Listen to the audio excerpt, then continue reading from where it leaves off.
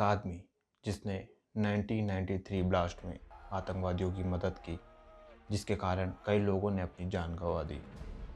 इस अपराध के लिए इस आदमी को जेल भी हुई, पर 2018 में उसके ऊपर फिल्म बनाई गई, जिसमें उसे एक भटका नौजवान, हालातों का मारा और जेल की यातनाओं का पीड़ित दिखा दिया गया और उसकी छवि को साफ करने का प्रयास किया गया। क्या एक आतंकवादी को इतनी हमदर्दी देना जरूरी था? जब मैं बॉलीवुड की बात करता हूँ तो लोग मुझसे कहते हैं कि तुम खुद भी एक राइटर हो, तो क्यों तुम्हें फिल्में पसंद नहीं आती, एंटरटेनमेंट पसंद नहीं आता? तो यार, बॉलीवुड और फिल्मों को थोड़ा अलग रखो। जब मैं बॉलीवुड की बात कर रहा हूँ तो बॉलीवुड के उस इकोसिस्टम की बात कर रहा हूँ। फिल्में, अदाकारी, मनोरंजन, ये थोड़ी उससे अलग चीज़ें हैं। बॉलीवुड सिर्फ फिल्म नहीं बनाता, ये नैरेटिव भी सेट करता है और भारतीय लोगों के ऊपर इसका बहुत बड़ा इन्फ्लुएंस होता है। मेरे पास एग्जाम्पल के साथ कुछ कारण हैं जो इस बॉलीवुड के इकोसिस्टम को एक्सपोज करते हैं। तो चलिए देखते हैं बॉलीवुड का सच इस वीडियो में। बॉलीवुड के जिन सेलिब्रिटी को देखकर आम जनता इंस्पायर हो जाती है, उन्हें अपना रोल मॉडल बना लेती है, असल में ये लोग देखने लायक तक के नहीं हैं। इनकी ज़िंदगी को आप करीब से देखेंगे तो पाएंगे कि इनकी ज़िंदगी पूरी खोखली और दिखावे से भरी हुई है। ये बॉलीवुड ही है जिसने भारतीय संस्कृति को पूरी तरीके से तोड़ के रख दिया है, क्योंकि जिस तरीके से फिल्मों में चीज़ें दिखाई जाती थी, लोग भी उनको देखकर वैसा ही करने लग जाते थे, वैसी अपनी मानसिकता बना लेते थे। किसी आदमी के पास पैसा नहीं है तो वो मेहनत करेगा, पैसा कमा लेगा। अगर उसका स्वास्थ्य बिगड़ा है तो लाइफस्टाइल में चेंज करके वो स्वास्थ्य को भी थोड़ा ठीक कर लेगा। मगर किसी का कैरेक्टर ख़राब है, किसी का कैरेक्टर लूज़ है, तो उसका कुछ नहीं किया जा सकता। बॉलीवुड के अंदर मेजर सेलिब्रिटीज़ का कैरेक्टर है ही नहीं। ये एक दूसरे को यूज़ करके अपने शरीर की प्यास को बुझाना जानते हैं। भारत में जहाँ एक आम साधारण महिला अपने शरीर को ढककर अपनी इज्जत बचाने का प्रयास करती है, वहीं पर यह देखकर बड़ा ताज्जुब होता है कि कैसे ये बॉलीवुड की एक्ट्रेसेस अपने पूरे सीने को खोल के दिखा देती हैं। खैर, इनका काम ही यही है कि अपने शरीर को दिखाकर एक्टर, प्रोड्यूसर और डायरेक्टर के करीब जाएं और फिर उनसे काम लें, प्रोजेक्ट्स लें। अगर आपको मेरी बातें झूठी लगती है तो जो कहानियाँ मैं आपको धीरे धीरे बताऊँगा, उसे सुन के आपको इस बात की पुष्टि हो जाएगी। तृप्ति धामरी नाम की वो एक्ट्रेस जो एनिमल मूवी में दिखाई दी थी, वो बहुत पॉपुलर हुई। अब वो एक्टिंग की वजह से हुई या किसी और कारण से, वो हम सब जानते हैं। वो अगली 6-7 मूवी करने वाली है, जिसमें से 4 भूषण कुमार की है। इसी के साथ भूषण कुमार और उनकी पत्नी के बीच अनबन शुरू हो गई और अब वो शायद अलग होने वाले हैं। अब ये 4 फिल्में तृप्ति धामरी को भूषण कुमार की मेहरबानी से मिली है या किसी और वजह से, ये अलग बात है। पर मेहरबानी तो कंगना रनौत के ऊपर आदित्य पंचोली ने भी की थी उनके स्ट्रगल के टाइम पर, जब आदित्य पंचोली ने कंगना रनौत को एक फ्लैट दिला दिया था जहां पर वो दोनों लिव इन में रहते थे। इसके बाद कंगना रनौत अजय देवगन के साथ भी रिलेशन में रही और ताज्जुब की बात यह है कि ये अजय देवगन और आदित्य पंचोली उस समय शादीशुदा थे। इन बॉलीवुड वालों के लिए शादी एक मजाक है और कुछ नहीं। शायद इसलिए पूजा बेदी ने एक बार कहा था कि जो लोग अपनी शादी की 30वीं और 40वीं सालगिरह मनाते हैं, वो झूठा दिखावा करते हैं। ऐसा इसलिए कि बॉलीवुड में शादी को अलग तरीके से देखा जाता है। इनके लिए एक आदमी के लिए शादी अपनी हवस मिटाने का तरीका है और एक महिला के लिए अच्छा स्टेटस, पैसा और जुगाड़ की ज़िंदगी का सेटअप है। और ये जब बोर हो जाते हैं तो उस शादी से बाहर आ जाते हैं। शेखर कपूर, सलीम जावेद जैसे कितने ऐसे लोग हैं जिन्होंने अपनी पत्नियों को छोड़ दिया और किसी दूसरे के साथ शादी कर ली। शादी तो दीपिका पादुकोण और रणवीर सिंह ने भी की, मगर दीपिका पादुकोण की बॉयफ्रेंड की लिस्ट अगर हम निकालेंगे तो ये वीडियो भी छोटा पड़ जाएगा। उनकी लिस्ट में एक नाम शामिल था, सिद्धार्थ माल्या, जो भगोड़े विजय माल्या का बेटा था। विजय माल्या ने अपने बेटे को फेमस करने के लिए दीपिका पादुकोण के साथ एक कॉन्ट्रैक्ट किया था, जिसमें वो 1 साल के लिए उसकी गर्लफ्रेंड बनी थी। इससे सिद्धार्थ माल्या को कवरेज मिली और जब कॉन्ट्रैक्ट खत्म हुआ तो दीपिका पादुकोण एक मोटी फीस लेके उनसे अलग हो गई। सोशल मीडिया और रील्स में अपनी पत्नी के प्रति ईमानदार दिखने वाला शाहरुख खान भी प्रियंका चोपड़ा के प्यार में पड़ गया था और इसी के ऑफिस में प्रियंका चोपड़ा और गौरी खान के बीच जोरदार लड़ाई हुई थी। कुछ ऐसा ही हाल ऋतिक रोशन का भी था, जो करीना कपूर के प्यार में पड़ गया था।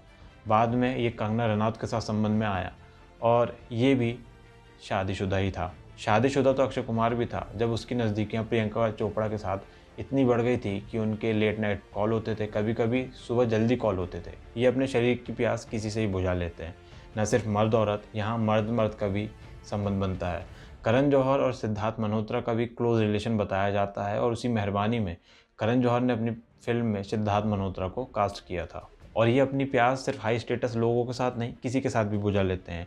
एक बहुत बड़ा एक्टर जो एक आतंकवादी गतिविधि के चलते जेल चला गया था, उसकी बीवी जो पहले से ही चरित्रहीन बताई जाती थी, उसका अफेयर अपने ड्राइवर के साथ हो चुका था।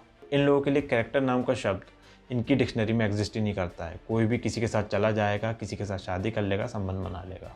मगर दुर्भाग्य की बात यह है कि भारतीय लोग इनको देखकर, इनके जैसी लाइफस्टाइल देखकर खुद को इनके जैसा बनाना का प्रयास करते रहते हैं।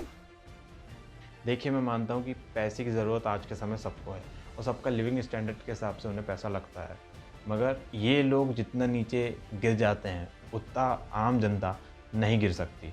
ये पैसों के चक्कर में सारी हदें पार कर देते हैं और एस्टिमुलस होने के बाद भी ये अपनी ख़राब हरकतें रोकते नहीं हैं। ये इनके सारे कार्यक्रम चालू रहते हैं। कुछ साल पहले अमर सिंह और बिपाशा बासु की एक रिकॉर्डिंग मीडिया में आ गई थी, जिससे साफ पता चल रहा था कि उनके बीच किस तरह के संबंध है और किस तरह की बातें होती है और क्या फेवर बिपाशा बासु अमर सिंह से लिया करती थी। हाल में महाठग सुगेश ने जब खुलासा किया कि उसकी गर्लफ्रेंड जैकलीन और नूरा है, तो ये दोनों महिलाओं ने, दोनों एक्ट्रेस ने इस बात का खंडन किया था। बाद में जब सुकेश ने जैकलीन के साथ अपनी फ़ोटो लीक कर दी, तो जैकलीन फर्नांडिस ये बोलते हुए अपना चेहरा छुपा रही थी कि उनकी मेंटल कंडीशन अभी ठीक नहीं है। फेमिनिज्म का लेक्चर देकर भारतीय महिलाओं को बिगाड़ने वाली कई एक्ट्रेसेस के पति इतने बिगड़े हैं कि कोई उन्हें घर के अंदर ना घुसाए। पर ये महिलाएं उनका विरोध नहीं करती और ना उनसे अलग होती हैं, क्योंकि पति के साथ रहने पे ही इन्हें वो पैसा मिलता है, सुविधाएं मिलती है और स्टेटस मिलता है, जो इनसे छोड़ा नहीं जाता। इन सब की अम्मा करिश्मा कपूर तो सबसे आगे हैं। अपने पति से 12 साल बाद डाइवोर्स लेते समय अच्छी खासी एलुमनी की मांग की थी और उसी समय ये कहानी बता दी थी कि इसके पति ने हनीमून के समय इसे अपने दोस्तों को परोस दिया था और कहा था कि मेरे दोस्तों के साथ सो। 12 साल बाद करिश्मा कपूर की शायद नींद खुली और उन्हें याद आया कि डाइवोर्स भी लिया जा सकता है और उसके बाद उन्होंने डाइवोर्स लिया। हालांकि ये कहानी झूठी थी, जो उन्होंने अपने पति से पैसे लेने के लिए, उसे धमकाने के लिए रची थी। इन लोगों के लिए करोड़ रुपए इकट्ठा करना भी ज़रूरी होता है, क्योंकि ये कुछ साल काम करते हैं, हाइप बनती है और बस वही समय होता है जहाँ ये पैसे कमा लेते हैं। उसके बाद इन्हें काम मिलता नहीं है, तो करोड़ रुपए ये सेव करते चले जाते हैं।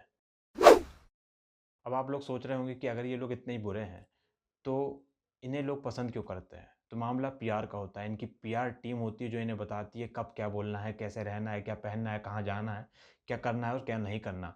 किसी के घर गणेश जी बैठते हैं तो वो भी पीआर का खेल होता है। कोई बयान देता है, ट्वीट करता है, तो वो भी पीआर का ही खेल रहता है। पीआर और मीडिया मैनेजमेंट के कारण इनकी छवि बची रहती है।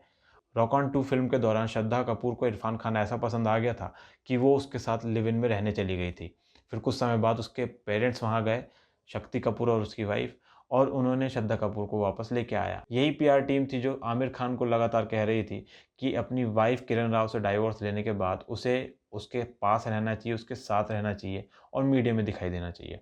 जब किसी ने सार्वजनिक रूप पे आमिर खान से पूछ लिया कि भाई आपने डाइवोर्स ले लिया है तो आप अपनी वाइफ़ के पास इतने क्यों हो रहे हो या उन्हें साथ क्यों रख रहे हो? तो इस पे उन्होंने कहा था हम अच्छे दोस्त हैं और हमारे संबंध ख़राब नहीं हैं। तो भाई, किसी महिला के साथ आपके संबंध ख़राब नहीं है तो आप उससे डाइवोर्स क्यों ले रहे हो? ये क्या बात हुई? आदमी डाइवोर्स, तलाक तब लेता है जब स्थितियाँ बहुत बिगड़ गई हों और आप एक दूसरे के साथ नहीं रह सकते। पर पीआर टीम का खेल है जहाँ दिखाना है कि आमिर खान इतना अच्छा आदमी है कि अपनी बीवी को छोड़ने के बाद भी उसे उसकी चिंता है। इतनी चिंता थी तो छोड़ना ही नहीं था। छपरियों की पसंद आलिया भट्ट के भी ऐसे ही हाल है। इसकी पीआर टीम इसे बहुत क्यूट, सॉफ्ट दिखाती है, पर इस महिला के संबंध राष्ट्र विरोधी पत्रकारों से हैं, धर्म विरोधी लोगों से हैं। और ऐसा हो भी क्यों ना, क्योंकि इसकी माँ मुस्लिम है और पिता महेश भट्ट ने भी इस्लाम को अपना लिया है। लगातार ये हिंदू विरोधी बात करता है। आलिया भट्ट को राष्ट्रवादी फ़िल्में करना है, धर्म पे आधारित फ़िल्में करना है, मगर इसका धर्म से कोई लेना देना है ही नहीं।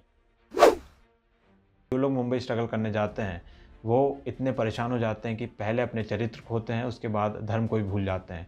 फिर इनके लिए सिर्फ पैसा और शोहरत ही एक चीज़ रह जाती है। मगर इस्लाम को मानने वाले लोग बॉलीवुड के अंदर कभी भी अपना मज़हब नहीं भूलते। यही कारण है कि हमें हिंदू विरोधी कंटेंट मूवीज़ में दिखता है, क्योंकि यहाँ के राइटर, प्रोड्यूसर, डायरेक्टर इस्लाम के बारे में गलत नहीं लिखते, मगर जो हिंदू लोग हैं वो इस चीज़ का मजाक उड़ा लेंगे क्योंकि उन्हें हिंदू धर्म से लेना देना नहीं रहता। मगर इस्लाम को फॉलो करने वाले कभी भी अपने मज़हब का मजाक नहीं उड़ने देते। सेकुलरिज्म का भी दिखावा बहुत होता है।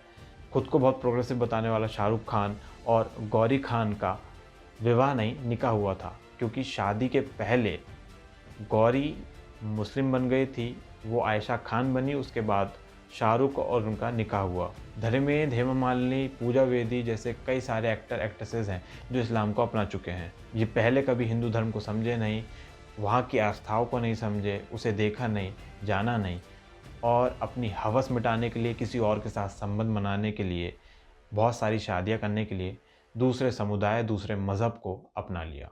बॉलीवुड में लगातार हिंदू विरोधी कंटेंट ही बना, मगर हाल की परिस्थितियों में जब इन्होंने हालात को बदलते देखा तो अब ये लोग धर्म से रिलेटेड फिल्म बनाने लगे हैं और उसी से पैसे छाप रहे हैं।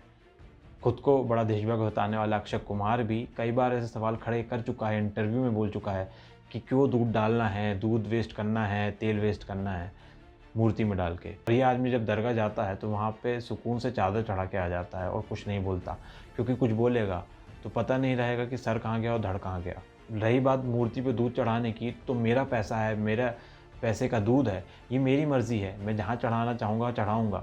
इस देश की आयरनी देखिए कि जहाँ पर लिबरल लोग कहते हैं कि एक व्यक्ति को पूरी आज़ादी रहती है कि वो जो करना चाहे करे, जिसके साथ संबंध बनाना है, शादी के पहले, शादी के बाद, जो करना है करे। मगर यही लोग सवाल उठाते हैं जब आदमी भक्ति पे जाता है, अपने धर्म का पालन करता है या मूर्ति पे दूध चढ़ाता है, दही चढ़ाता है। बॉलीवुड के ये लोग ना सिर्फ धर्म विरोधी हैं, ये राष्ट्र विरोधी भी हैं। इनके संबंध आतंकवादियों से हैं, अंडरवर्ल्ड डॉन से हैं, और संजय दत्त ने तो सारी हदें पारी कर दी थी, वो तो खुद आतंकवादी बन गया था। कई सारी एक्ट्रेसेस के संबंध दाऊद इब्राहिम से थे। अब्बू सलीम के साथ एक लंबा वक्त बिताने वाली मोनिका बेदी भी ऐसी एक एक्ट्रेसेस थी। बॉलीवुड में बड़े एक्टर और एक्ट्रेसेस के बच्चे भी बड़े आसानी से नाम कमा लेते हैं। इनके लॉन्च होने के पहले ही ऐसी कहानियाँ बताई जाती है कि कैसे इन्होंने फ़ैट लॉस किया, कितनी मेहनत की, पर कभी ये नहीं दिखाया जाता कि इन्होंने अपने शरीर में कितनी सर्जरियाँ करवाई, कितने सारे सप्लीमेंट जबरन में खाए, और एक झूठी कहानी आपके सामने पेश कर दी जाती है ताकि उसकी फ़िल्म आने के पहले ही उसके प्रति एक माहौल तैयार हो जाए। फिर इन बड़े एक्टर एक्ट्रेसेस के बच्चों के लिए अवार्ड खरीदे जाते हैं और मंच पर नाच गवा कर उन्हें दे दिया जाता है। मुझे ताजुब तो तब हुआ था जब सोनम कपूर को नेशनल अवार्ड दे दिया गया था। एक ऐसी एक्ट्रेसेस जो अपनी फ़िल्म खुद नहीं देखना चाहेगी, उसे आप बेस्ट एक्टर का अवार्ड दे रहे हो, ये बात हजम नहीं होती। ये लोग जिनके ज़रिए अपने पैसे कमाते हैं, इनके फैंस के ज़रिए, इन लोगों को उनकी भी चिंता नहीं होती। ये पान मसाले का ऐड करेंगे, गुटखे का ऐड करेंगे और ख़राब चीज़ों का ऐड करेंगे जिसका सेवन ये खुद नहीं करते। चलिए, मैं मानता हूँ कि अगर ये ऐड बंद भी कर देंगे तो ऐसा नहीं है कि लोग वो सारी चीज़ खाना पीना छोड़ देंगे।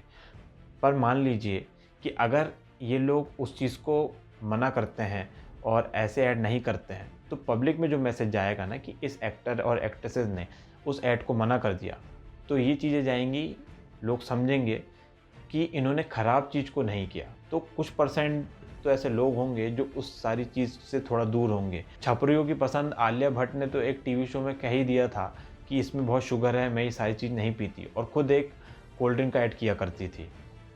इसको फॉलो करने वाले ही वो लोग होंगे जो सबसे पहले वो कोल्ड ड्रिंक उठा के पीते होंगे और अपनी आलिया भट्ट को याद करते होंगे। तो अगर ये खुद उस चीज़ को नहीं खा पी रही है तो उसका ऐड क्यों कर रही है? देखिए, इन लोगों का कोई चरित्र नहीं होता, कोई ईमान धर्म नहीं होता। इन लोगों को देखकर आपके बच्चे बिगड़ेंगे ही। और शर्म की बात है कि इन लोगों के मिलियंस में फॉलोअर रहते हैं। इनकी पर्सनल लाइफ को देख के आदमी ऐसी चीज़ों को इमेजिन करता है कि वो भी अपनी लाइफ में ऐसा करेगा, और इन लोगों से इंस्पायर होकर वो अपनी लाइफ में ऐसा करना शुरू कर देता है, क्योंकि ये अपनी लाइफ की छोटी छोटी चीज़ें दिखावटी रूप से दिखाते हैं। इंस्टाग्राम के पोस्ट में, वीडियो में ये सारी चीज़ें दिखा देंगे, किसी चीज़ का प्रमोशन करेंगे और आदमी वैसे ही चीज़ें लेना शुरू कर देगा। इनकी गंदी फिल्में देखकर, इनकी ज़िंदगी को देखकर किसी का कोई भला नहीं होने वाला। आदमी सिर्फ गलत दिशा में ही जाएगा। मेरा फ़िल्मों से कोई परहेज़ नहीं है, बहुत सारी अच्छी फ़िल्में आती है। एक बहुत अच्छी फ़िल्म थी तुम्बाड़, जिसको कोई लाइमलाइट मिल नहीं पाई। ये जो बॉलीवुड के नक्सल हैं, ये अच्छी खासी फ़िल्मों को, अच्छी कहानियों को दबा के उन्हें ख़त्म कर देते हैं। आज के समय इन जैसे लोगों का फ़ैन बनना एक बहुत बड़ी बेवकूफ़ी ही है। पहले के समय इन लोगों को फ़नकार कहा जाता था और इनकी उतनी इज़्ज़त नहीं होती थी। आज का समय उल्टा ही हो रहा है, लोग इनके फ़ैन बनते जा रहे हैं। फ़ैन बनना है तो अपने गुरु का बनिए, अपने माता-पिता का बनिए, ईश्वर का बनिए, तो ज़िंदगी में भला भी होता रहेगा। तो अच्छी चीज़ें देखिए, धर्म का पालन करते रहिए, देश हित के बारे में सोचिए और राम नाम जपते रहिए। अपना मूल्यवान समय देने के लिए बहुत-बहुत धन्यवाद। मिलते हैं अगले वीडियो में।